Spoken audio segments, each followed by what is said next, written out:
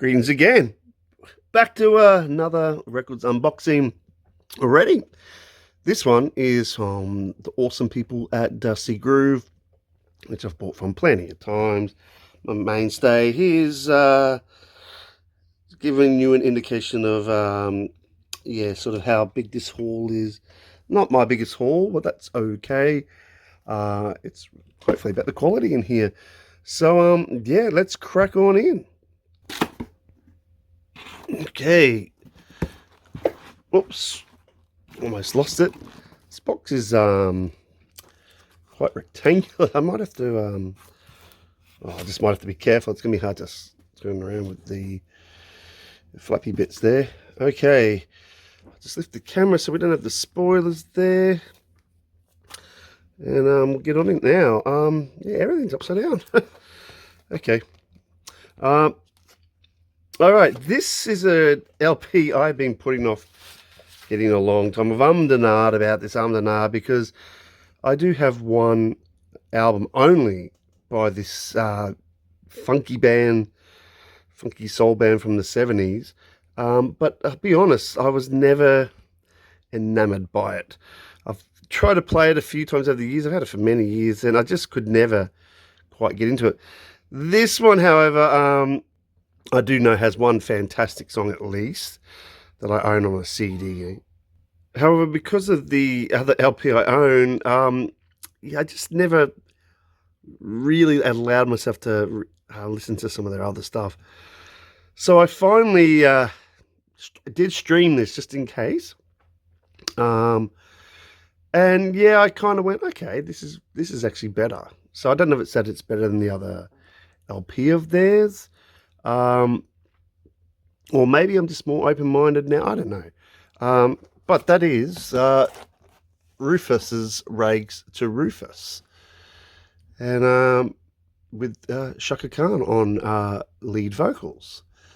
So this was $10 US, very good plus. And so I thought it was quite reasonable to get that in good condition for that price.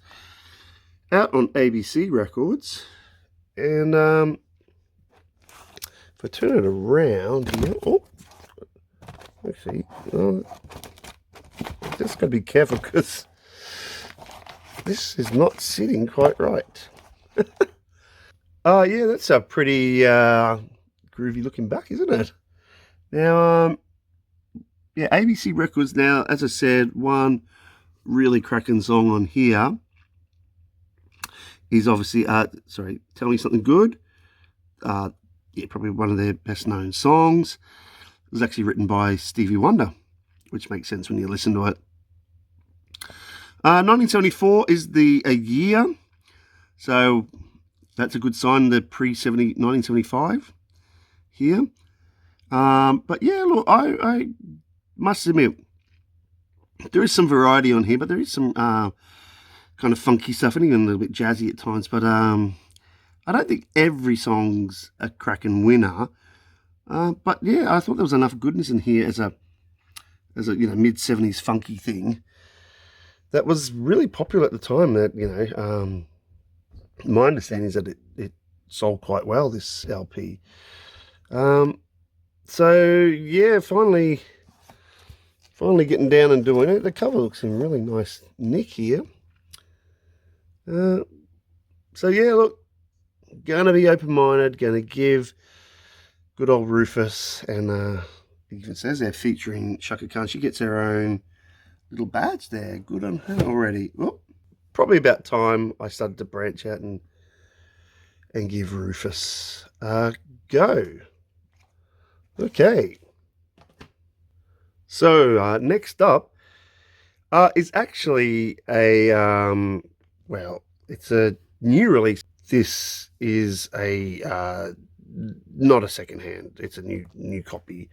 And look, it's of a band I've actually, pretty much bought most of their stuff over the last, I don't know, 20 years maybe. I don't know how long they've been going. I know this is a band that is consistently going to put out, solid stuff. And that is Budos band, and it's 7.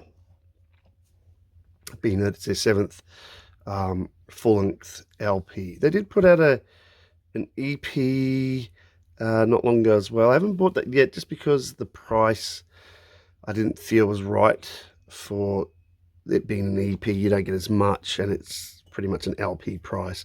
They also put out another EP, I think before 2020 sometime, that has one side that's etched, so you only really get one side that's got music. So again, nice novelty, but yeah, just the money on that is a bit too much. Whereas this is the full Kraken LP, and this one is also, just as an added bonus, not that I really go for this on purpose too much, limited edition coloured vinyl apparently there as well.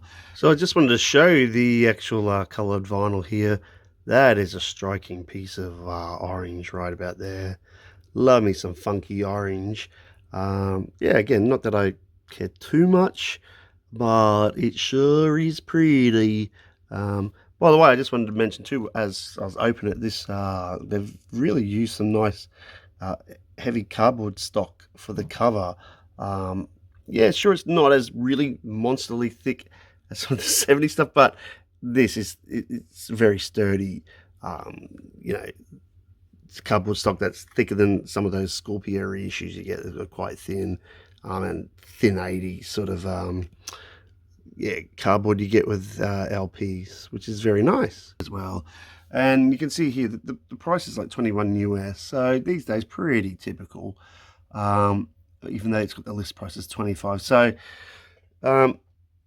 yeah, look, prices have gone up since the early days of them having their first LPs on Daptone. I'm not saying because this is not on Daptone, it's the reason why it's more expensive now on Diamond West, since Thomas Brennick, moved the operation, I believe, to the West Coast, I think to California, as opposed to New York. So that's not right. It's just the way things are going now with prices. But it's still great to have, regardless of the color of the vinyl. So we've still got a full Kraken band there. And I don't know if there is they've put a year on here. I think they've purposely probably left that off. So you can see they're mixed. As a recorded at Diamond West, so yeah, Pasadena, California, mixed there too, in-house. And you can see here we've got a nice full list on here, track list, as a full LP. I've purposely, again, not pre-streamed this or anything, because yeah, I want to hear it for the first time with Budos and see what they're doing and if their sound's evolving, or whichever way. I mean, with a great big band there with horn section and stuff. I'm sure they've got their sort of trademark sort of sound down pat again. But yeah, so it's nice to have that. I think now I'm pretty sure I've got all their LPs at least to date. And look, I'm going to be honest, they're not my favorite band, and it's unusual. I've got all their stuff. I mean, the Daptone pedigree in the early days did help, and connection, but you know, they're completely different to the Dap Kings and Sharon Jones, really. And you know, they're their own thing, and now they've broken away as such. It's great to see them still going as a still a contemporary act as such, you know, in the now, you know, the now time. All right. Anyway, let's have a checky. What's next up? Oh, next up, this one is going back to an interesting time in the late 60s here. I believe we're in it might be in the Chicago area, or I'm pretty sure. And this is from, well, we'll say an act as such. They're not really well, they weren't technically a real band. They were more of a studio, project as such. That actually was quite successful. They had a number of albums, but I do believe there was some way they did eventually play some live gigs, even though it was mostly a studio thing. Yeah, there's some good quality musicians and some interesting grooves here. Just sort of funky in a way, but it's still got a late 60s, kind of sound to it. And that is the Soulful Strings with Grooving with the Soulful Strings. Oops. And it's arranged and conducted by Richard Evans. There's a nice bonus there with a lovely redhead on the cover, which is almost, typical of like a 60s thing anyway when you get an op shop. And you see those lovely cheesecake covers. These are not as cheesy. You don't have any bikinis and stuff there, but you could almost mistake it for that, and especially with the very groovy font there. Like typography. It's really cool. But being that said, there is some really goodness on here. Goodness. There is some goodness on here, I should say. And it's on Cadet Records. And as I said, they made a few of these. But this is the first I've gotten. And the good news for me, because one of the reasons I got it, well, firstly, I did listen, it's cool. But secondly, it's got the original Burning Spear on here, which has been covered a number of times. Like, for instance, a couple of years later by Soul, which is a cool band and a really cool cover. But the difference is this one's got the strings. Now, I'm not usually a big fan of string, orchestration on my jazz or jazz soul. There's a time and place where it can be done well. I think it can be overdone. I think a lot of times CTI Records in the 70s got it right. There's some soul stuff where they get it right, but I think sometimes, like when you get to 1975 onwards with disco, it gets a bit too much. And sometimes in this like late 60s sort of more pop, when you get the more pop jazz vein, it gets a bit too much for me. Like on some of the Jimmy Smith records in the early to mid to even some of the late 60s. But this one, I think they do it with some restraint. It is still like the, I suppose, the novelty factor as such, because it's in the title Soulful Strings.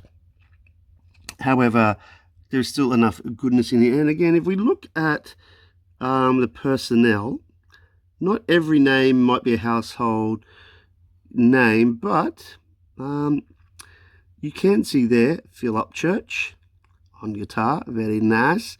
We've got Cleveland Eaton on bass. Lou Satterfield, I'll see, he pops up every now and again on stuff. We've got Charles Stepney, who went on to, actually around this time, with Phil Upchurch, spearheading the Rotary Connection and then lots of other acts in the early 70s.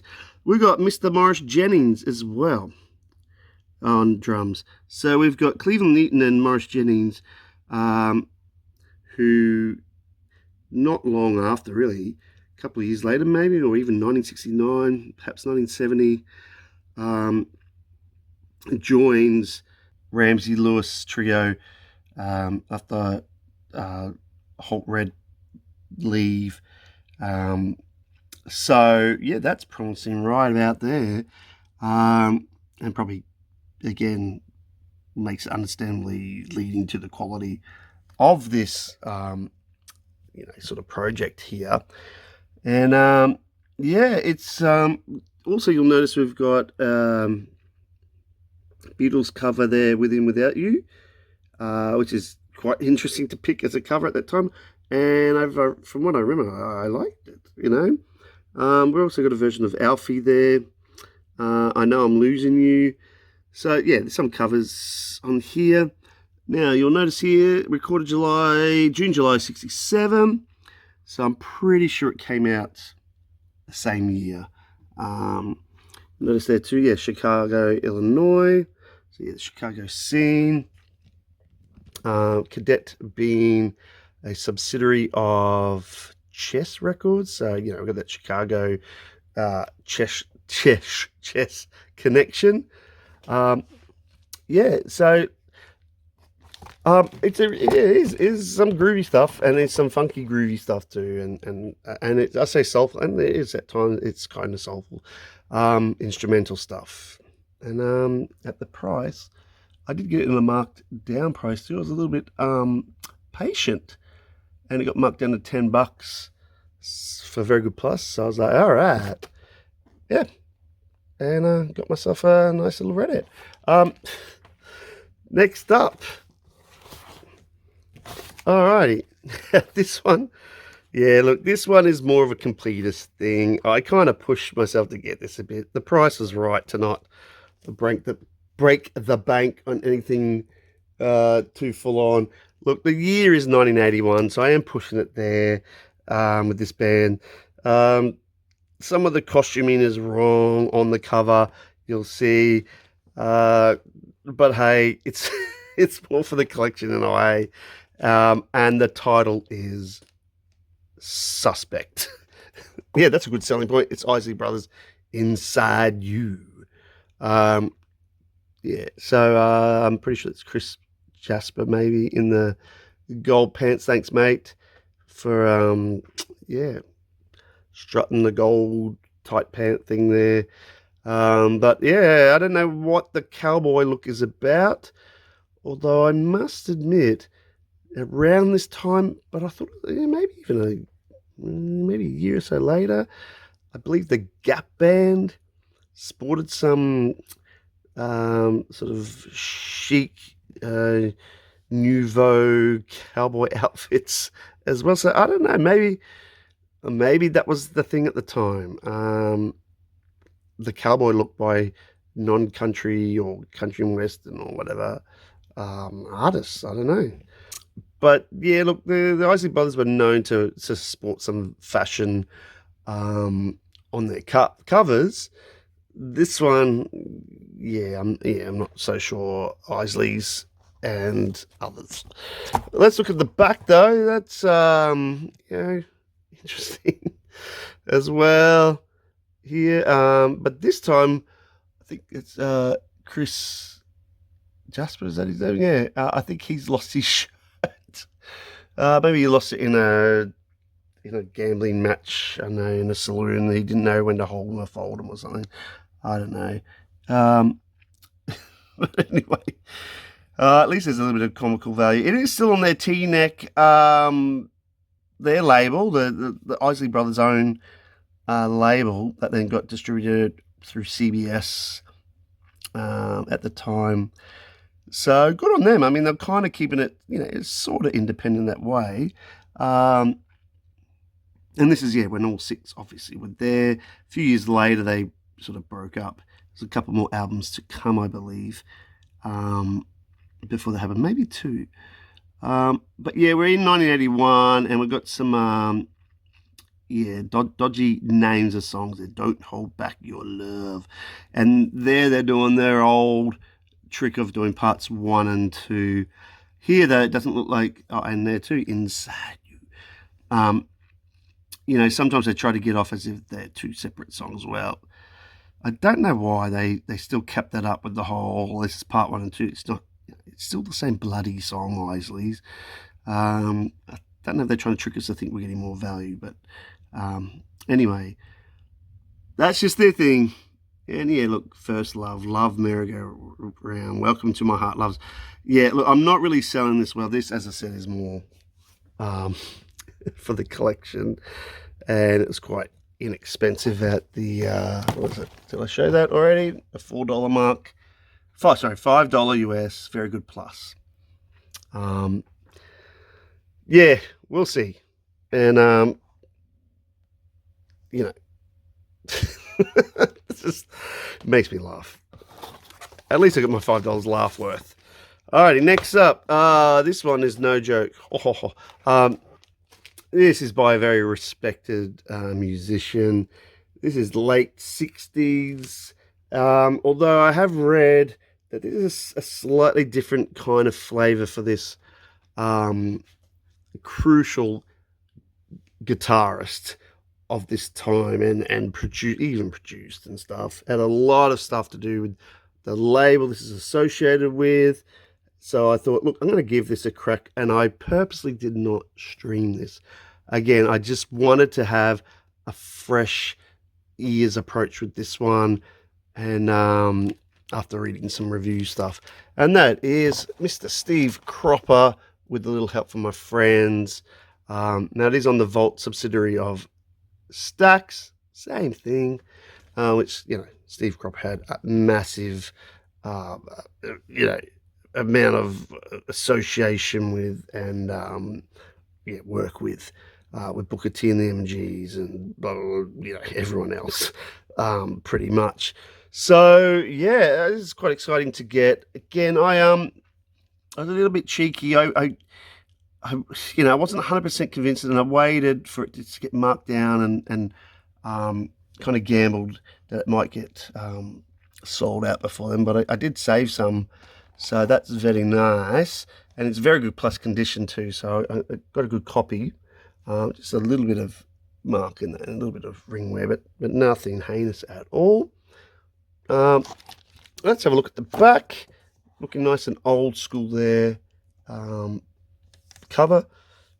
Love seeing the Volt label. Makes me excited. Here we go. So we are looking at the list here, and you can see there we've got some covers as such. But chances are he might have had something to do with writing some of those songs. I'm not sure, but because we've got Land of a Thousand Dances. What's that? Wilson Pickett. Funky Broadway, yeah, I'm pretty sure he had nothing to do with. That was a big hit around the time. What was that? Dyke and the Blazers, something like that. And obviously with a little help from my friend Beatles, Pretty Woman, Roy Orbison.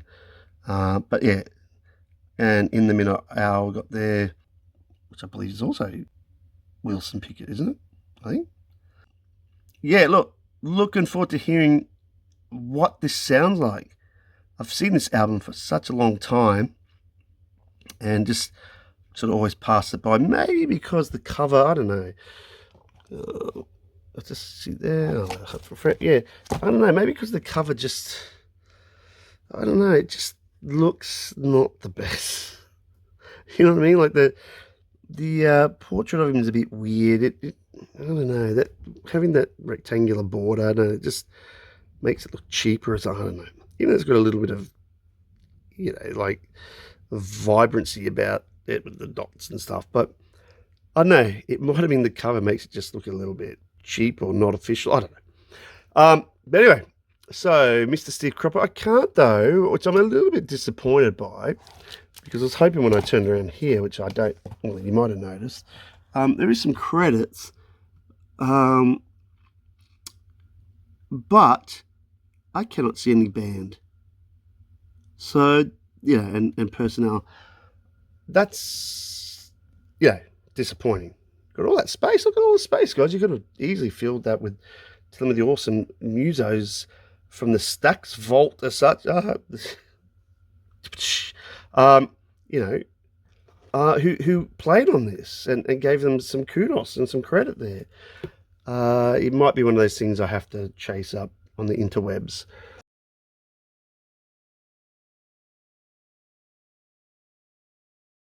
Yeah, but anyway, bit of Steve Cropper on Volt/Stax for 15. I'm sure I'll get some value out of that for sure. Next up, look, I always say it when I show records that I've bought by this very prolific gentleman, that I've got way too many. Yeah, I've got more now again. This one was not high on my priority, but again, the price is pretty cool. I love the cover's just kooky. I just think this is that period where he's not doing his best work, and maybe that the grab for More of a popish, popularity lean is taken over. But it's still going to have value, some value. And that is Mr. Jimmy Smith sings again with Stay Loose. And you'll notice it says sings again. So there is sometimes when he does sing on his LPs. I'm more of a fan, obviously, of when he just smokes it out on his organ keys and stuff. But you got to love that cover. It is a Verve record as well, so it's nice to get another Verve there in stereo. This is late 60s, I believe. I've got to remember the actual year. It might be 67, 68, maybe. I might be completely wrong. Now, I do believe this is gatefold. I can feel that in there. We'll look at that soon. Just pop on the back in there. Look, I mean, come on. That's a fun cover. He's having fun at least. At least he's got shows some sense of humor there. He's not taking himself seriously. I like that.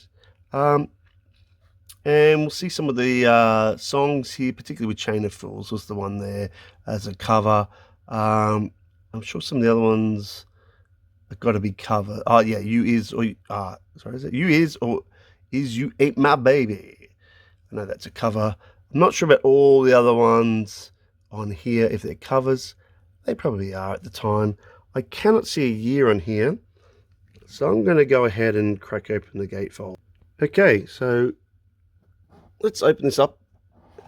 I knew it's going to fall down a bit.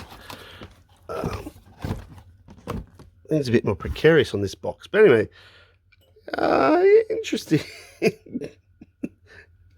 Interesting gatefold. He's certainly staying loose there. He's flip-flopping all over the stratosphere or whatever.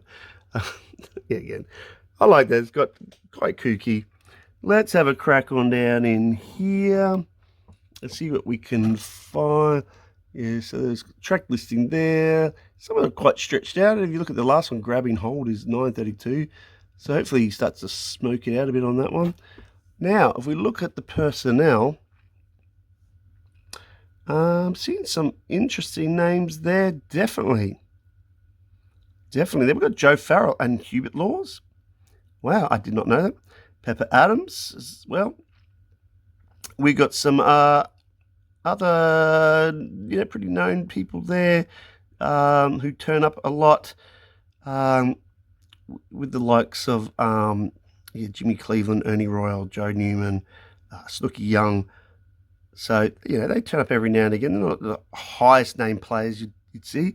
But we do have Grady Tate on drums. So usually really dig Grady Tate's drumming style and sound. So that's got some good ingredients there for being a nice session for sure. But we also there got a bit of Stanley Turrentine for real. And it says Jimmy Merritt, but I believe it's like the, I think, Jamie or Jamie Merritt, Jimmy with a Y. I think it's supposed to be Jimmy Merritt, but just spelled differently then.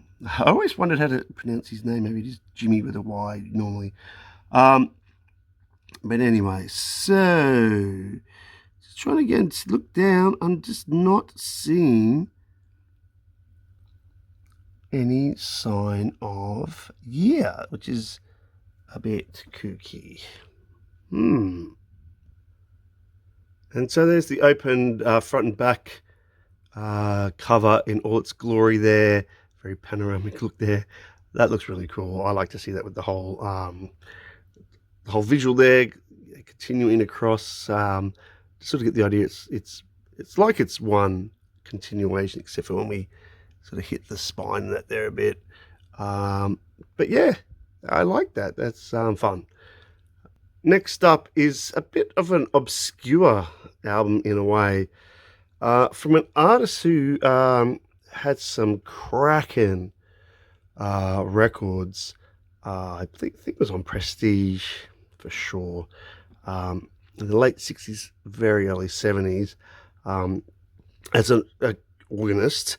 I don't know if he then went quiet for a while. I think he might have played on some other people's stuff, but in terms of having solo albums, I think he actually went quiet for a while and then came out with this one in 1978 on the Muse label. and it's a completely different style as such.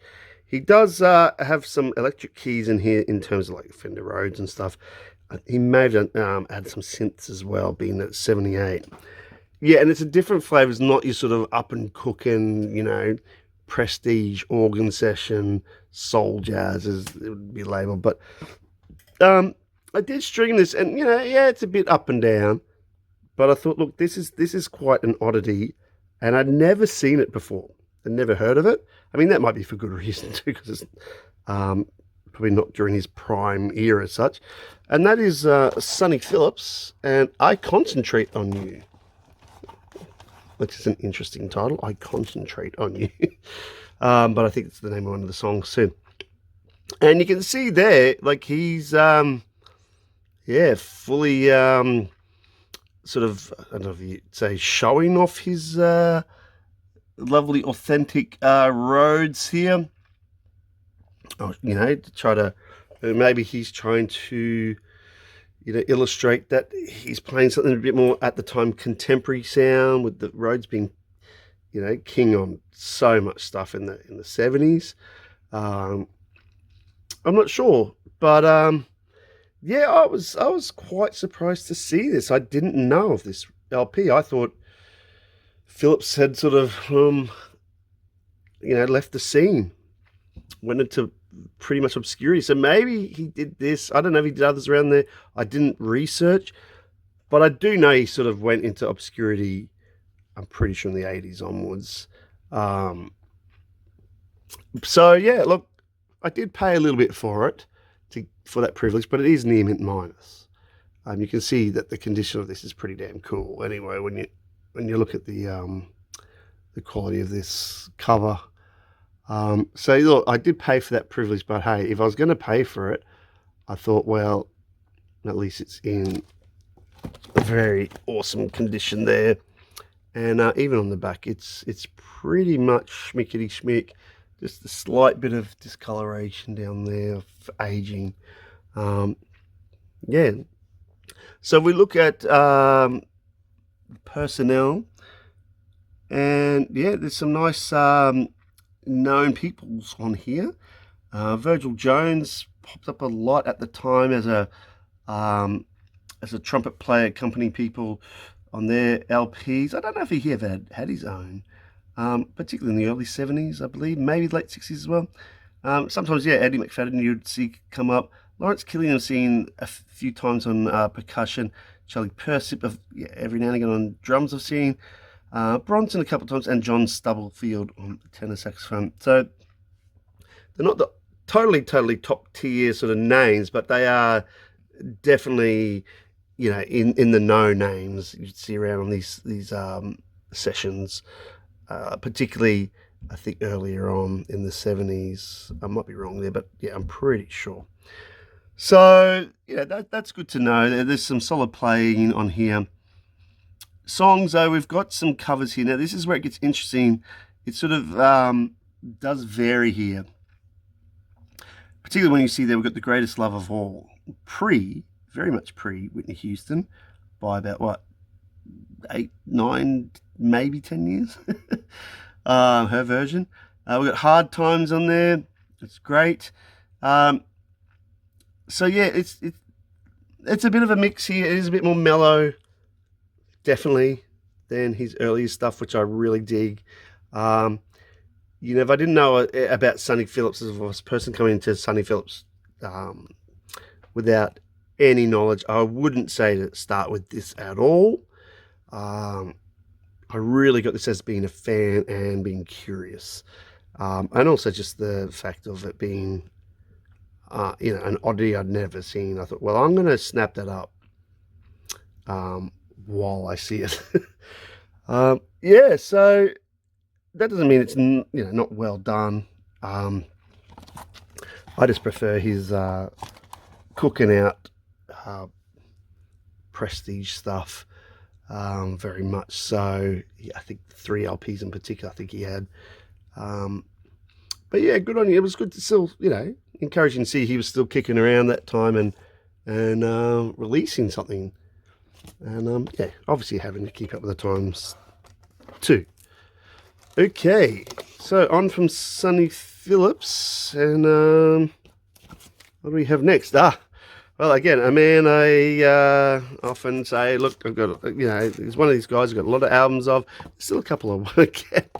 But look, I'd sort of kind of enough for this. It's been on my list, not totally high. But again, I know it'll have some nice, interesting, funky stuff too. The price was right. The condition was right. And the muso was right. And that is Mr. Eddie Harris with How Can You Live Like That? And you can see that in his face.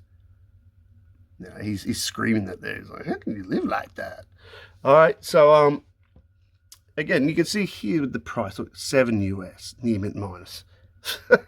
Yes, there's a little bullet hole punch out there, but look at this, and you probably notice promo copy with the radio trackless sticker on the front.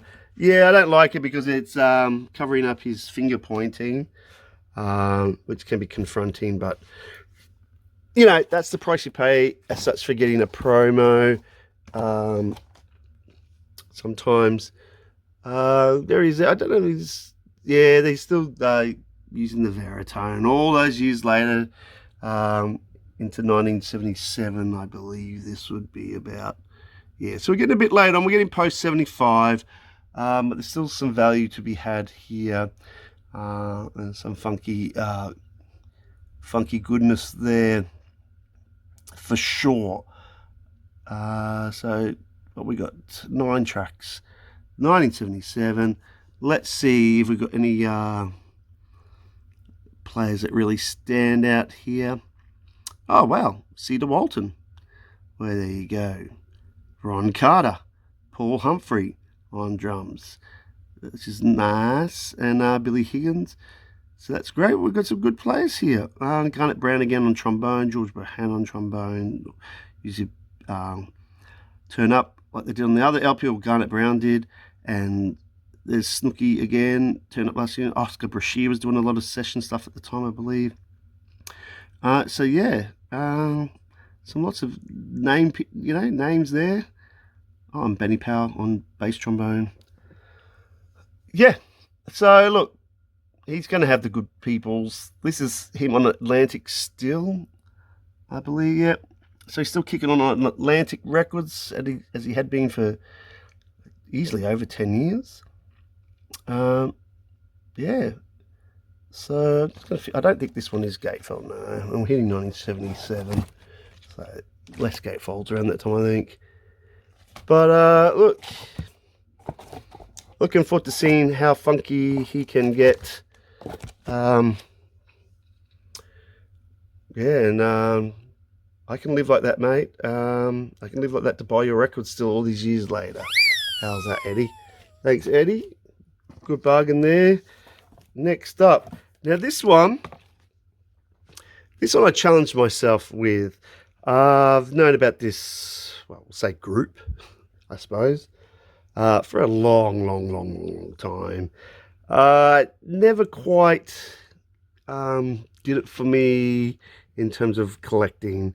A little bit too much soul, sometimes a little bit too sweet in some ways, on my sort of spectrum of preference. But I saw this and thought, look, I'm going to give this a listen. And I'm glad I did, because I actually enjoyed it. And I, again, sort of showing that I can still, you can still teach an old dog new tricks. I'm still broadening my horizons here. And from what I've heard, I thought if I'm ever going to get a record by this group, I think this would be the one to get, and that is Gladys Knight and the Pips, Neither One of Us. And look, you can even tell from the stylings of the threads that were in there, we are pre-75, so we're in the 70s, which is a good sign. And yeah, like, I listened to this and I was really pleasantly surprised. I mean, I know Gladys Knight can sing, but it was nice to actually have a bit of a focus on that. because she's obviously the big star of this, and the Pips are just, sorry Pips, but they're just pipping in the background, vocals mostly. I think there might be maybe one track, so they step up, or one of them steps up a bit. But yeah, I must admit, I listened to this and went, yeah, actually, this has got a bit of sort of grit to it in a way. And so just going to come down here because it's just hiding there. You can see there, 1973. It's a good year. Motown there. Is it on the, I don't know if that's a subsidiary like Soul Records or something. It's a US pressing. So you'll just see, because I don't often see this, this subsidiary logo for Motown, Soul. And I'm not sure why that's the case for Gladys Knight and the Pips. I mean, yeah, they're Soul, but sorry, but wasn't most stuff on Motown in 1973 kind of soul? Anyway, what do you do? Let's see about the track listing, because there are some covers on here. In fact, they're probably all covers. I don't think those guys write any of it. And you will see there, For Once in My Life, which Stevie Wonder made famous, but not written by him. It's earlier Stevie stuff. But it's still cool. You'll see there, Who Is She and What Is She, and What Is She to You? By Bill Withers is on there, a cover of that. And I know it's been covered before and since, but it's pretty cool. And it's Who Is She, not Who Is He. So it's completely different. Yeah, no, honestly, some of it's a little bit up and down, with this, and gets a bit more typical, but some of it's not. So I must admit, I thought, no, that's, if I'm going to get a Gladys Knight and the Pips, I think that's the right time, the right sound, and the right condition. So, well, I did kind of compromise on the very good, but I thought, well, look, it is my first foray on vinyl into Gladys Knight. I'll go very good. I'm okay with that for the princely low sum of $6 US. So yeah, I did kind of compromise on that, but hey, I'm going to expect it might with a bit of cleanup, probably be better than that from Dusty Groove. So thanks, Gladys, and your Pips. Alrighty, next up, this one, I must admit, is a replacement copy of something I've already got. And lo and behold, I did buy, I'm pretty sure, the original, the copy I originally got, years ago from Dusty Groove. But I compromised then on getting a cheap one at like a very good minus, like not great condition. Since I've kind of been on the lookout for an upgrade, and I took my chances on this upgrade of this awesome band, the Bar-Kays, Flying High on Your Love. It's a very good plus of 15. I did pay the 15 for it. I would have probably preferred, obviously, to pay less. But I figured, okay, if I'm going to get it now, this is it now. To replace the Very Good Minds, which I believe is a little bit noisy. So I wanted to get a better copy. Now, again, this, I wouldn't say is their best album. It's kind of up there. That's got some really cool funk tracks, because we are in the year of 1977. So we're post 75, but keep in mind, this is the time when, some funk was getting really strong in terms of things like Parliament, that sort of stuff. And then even to the side of that, with Earth, Wind and Fire and stuff still going strong, and Cameo coming up at that time, and all those sorts of things, and Brick and such. So look, we're still at a time when a big ensemble funk is still strong, just tightening up, and there is some of that on this LP. You can see that with those sorts of titles that were getting typical at the time with the word funk in, like shut the funk up. And let's have some fun. So it's getting to that sort of party time. But yeah, look, again, I wouldn't say it's all killer. I do prefer some of the more or Hendrix inspired guitar, you know, more guitar funk rock as such from the earlier 70s. But I think, I think this is really the last better one of their later ones, after this. I think things start to go down after this one even more. Not, again, that was like totally bad, but in terms of, if you're really going to rank your funk. So love me some bar case. This is obviously when they move labels from Vault to Mercury. I believe this might be their second official one on Mercury. They did release one, Money Talks, I think, at the time, but that was more so some earlier outtake songs, then sort of revamped and sort of enhanced with some studio musicians. So I think it was more so like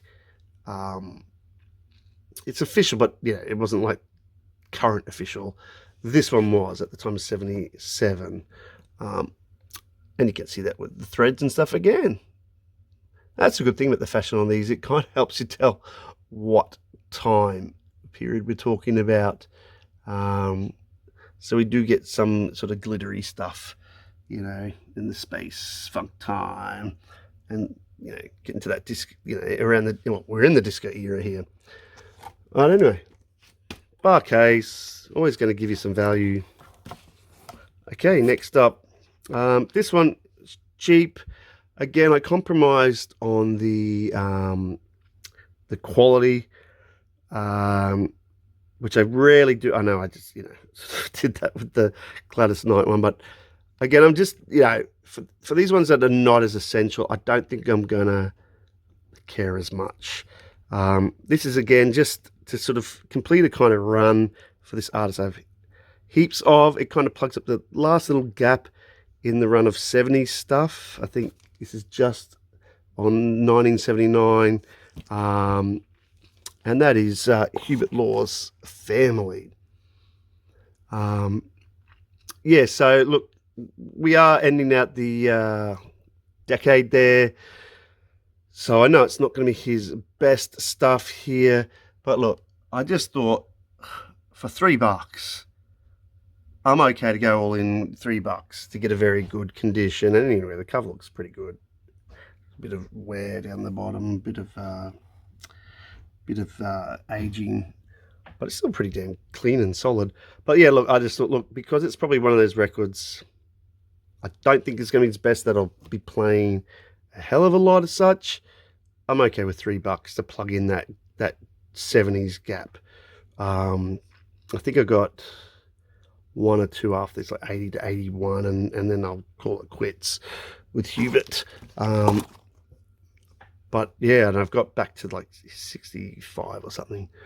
But I'm pretty sure too with this one, the reason it's Family is because he does have his family on here. I'm pretty sure he's I think it is, maybe I'm wrong, that he's I don't have his brothers on here, if that's what's called family, but or his sisters, or sister, I should say.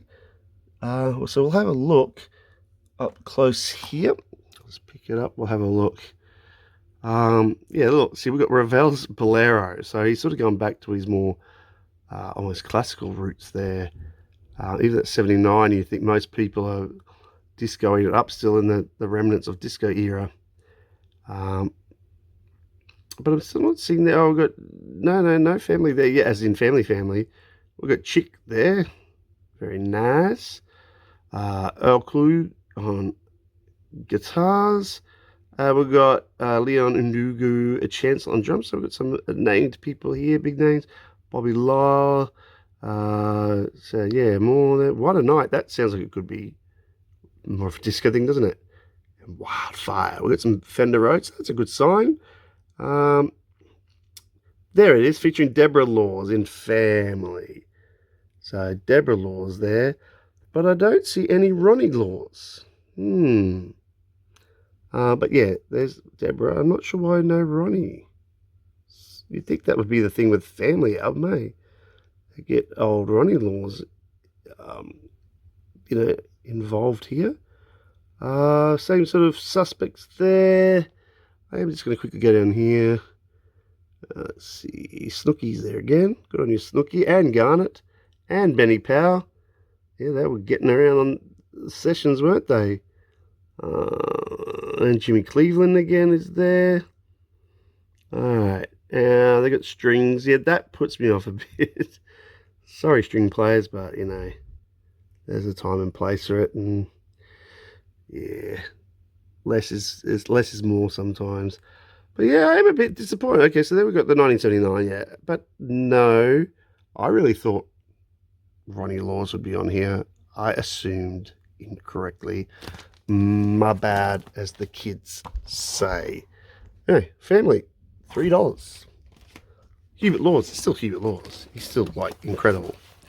All right, next up. Now, this one.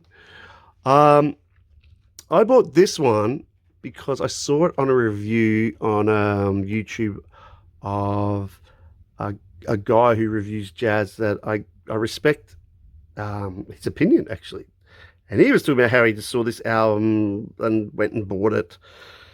And it was like serendipity in a way, because it wasn't long after I watched that video of his that I saw this just come up.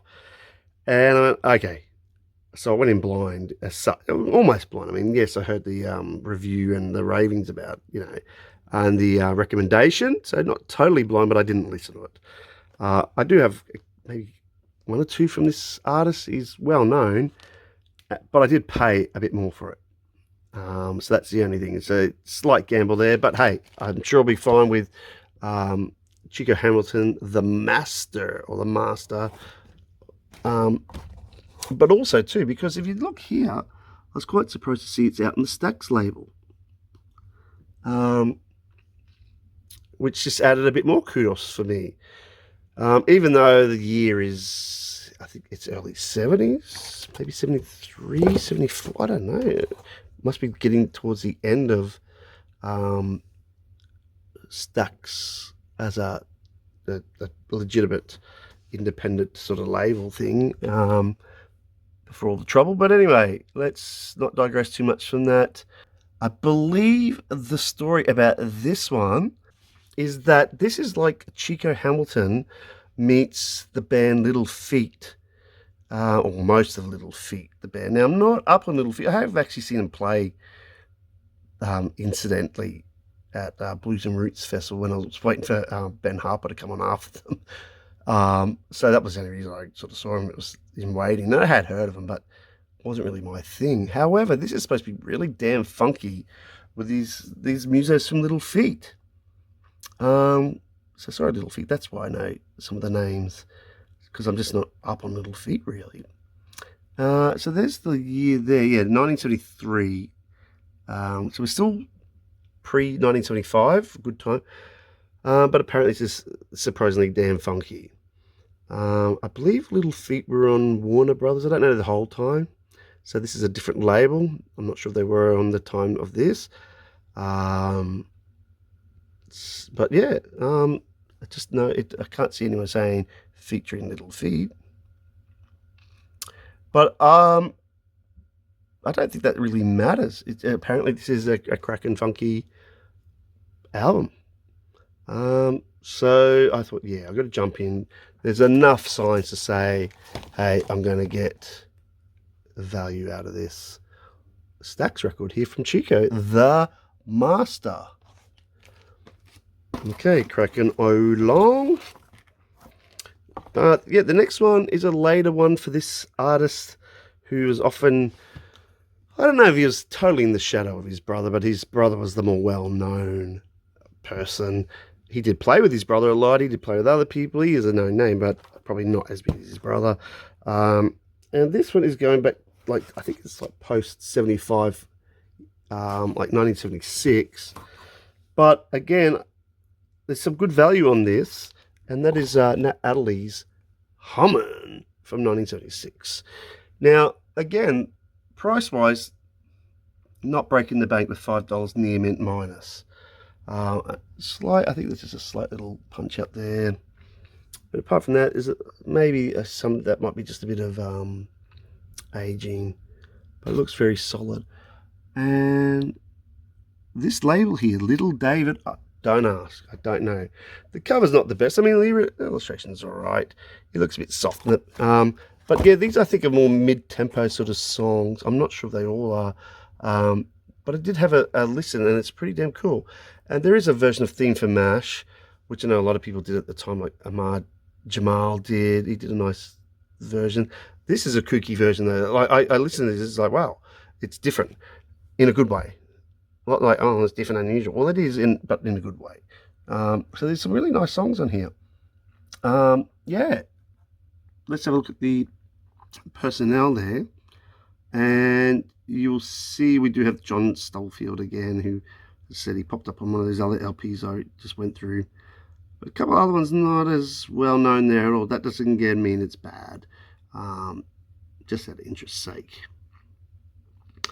Yeah, so obviously, yeah, you know, Cannibal Adderley, his brother, if you're not with it, which most people would be. Yeah, so like for a 1976 LP on a obscure label, I do not know that label, but I can see there it's got it's attributing to, it says distributed by Atlantic, a Warner Communications company. So a bit of an odd mismatch there. By 1976, we got Warner, we got Connor Atlantic, we got Little David, whoever that, I don't know. Never heard of that, to be honest. But it's a nice buy for $5 and a bit of posts. From a great, I think he's playing more so like, he's playing more so cornet on here, not trumpet, I think. Yeah, cornet, yeah, sorry. Yeah. All right, and we are hitting up the last one finally. This one is a mid-price. I thought it'd be quite interesting. The year's about right. I didn't stream this at all. Or did I? I can't even remember. To be honest. But I know the name, I know his game, and that is Candido. Thousand Fingerman. Yeah, maybe I did stream this, I think, and that pushed me over. It was like, it's quite cool. Near Mint Minus, though.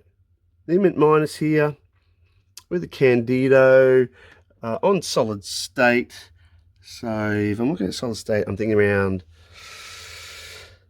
I guess, 1969, maybe 1970 for this one. It is gatefold, and I think this is a reissue, though, I'm pretty sure.